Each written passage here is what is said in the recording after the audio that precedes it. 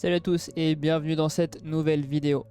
Il y a quelques jours, j'ai eu la chance de passer du virtuel au réel et plus précisément de passer du virtuel à la Formule Renault 2.0 sur le circuit de Mornay qui est situé dans la Creuse au centre de la France. Ça a été rendu possible grâce à l'European Mornay Series qui est un championnat organisé sur e-racing par le circuit de Mornay et dont le vainqueur gagnait la possibilité de venir rouler du coup au circuit en Formule Renault 2.0. Ce roulage il s'est déroulé début novembre à l'occasion de la cérémonie de remise des prix du championnat et je voulais donc profiter de cette vidéo pour vous partager cette journée et vous parler de mon expérience. C'était pas ma première fois sur circuit, même si ça commence à remonter à maintenant quelques années, parce que j'ai notamment fait la GT Academy en 2013, j'ai aussi fait quelques track days, notamment avec ma voiture à l'époque qui était une Clio 3 RS, mais c'était maintenant il y a 5-6 ans.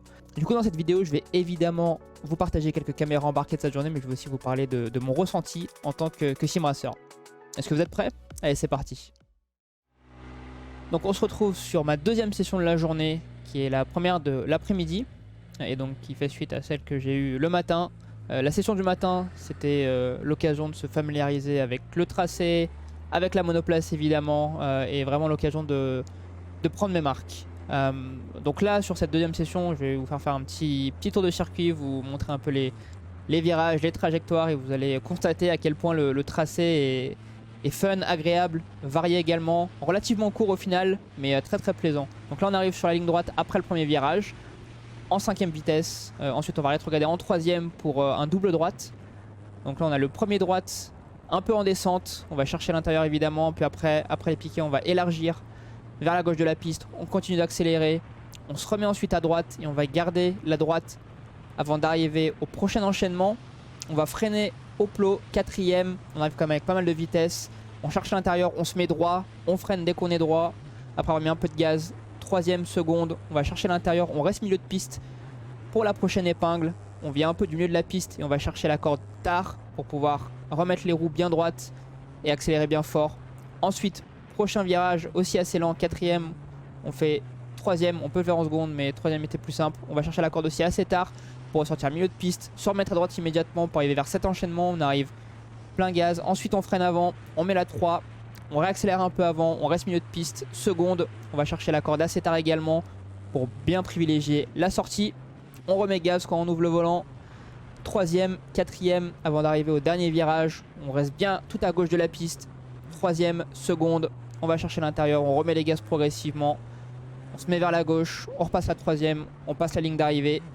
Et là du coup on entre dans le premier virage, assez similaire au dernier virage, on repasse la 2, la 3 et ensuite on a la ligne droite dans laquelle j'ai commencé la description avant du coup de après revenir sur nos pas. Donc voilà, comme vous le voyez c'est un tracé qui est assez varié, assez intéressant, assez court mais avec un petit peu dénivelé et vraiment très plaisant de rouler dessus. Maintenant vous vous demandez probablement quelles sont mes impressions sur le pilotage d'une monoplace en réel par rapport au virtuel et notamment par rapport à e-racing qui a aussi une Formule Renault 2.0. Et bien avant ça, avant que j'en parle, n'hésitez pas à liker la vidéo si vous aimez ce type de contenu ainsi qu'à vous abonner et cliquer sur la cloche de notification pour ne rien rater des prochaines vidéos. Au risque de vous décevoir, c'est impossible pour moi de comparer exactement les deux car je n'ai pas roulé dans les mêmes conditions en virtuel et en réel. C'est-à-dire pas sur le même circuit et surtout pas avec la même intensité.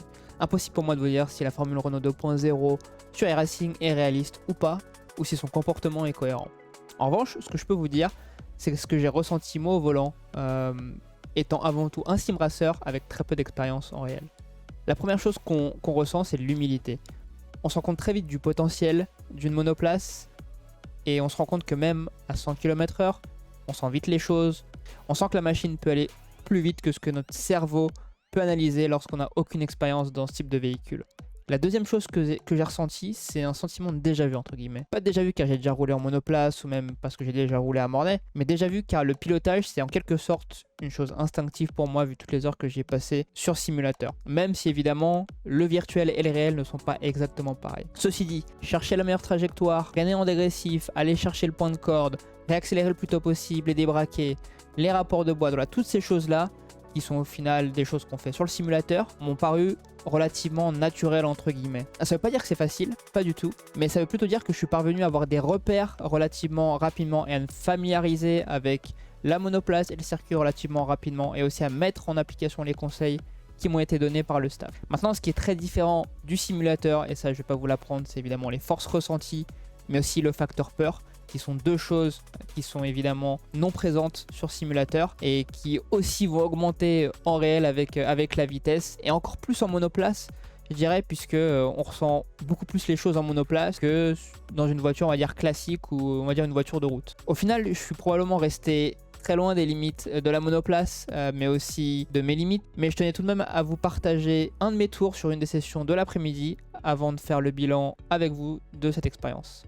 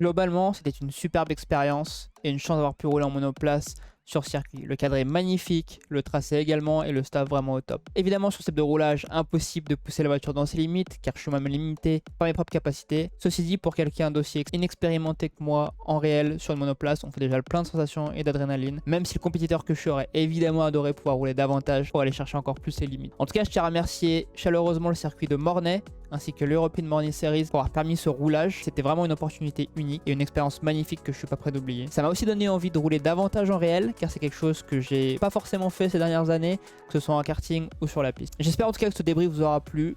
On se retrouve très vite pour de nouvelles vidéos. À bientôt.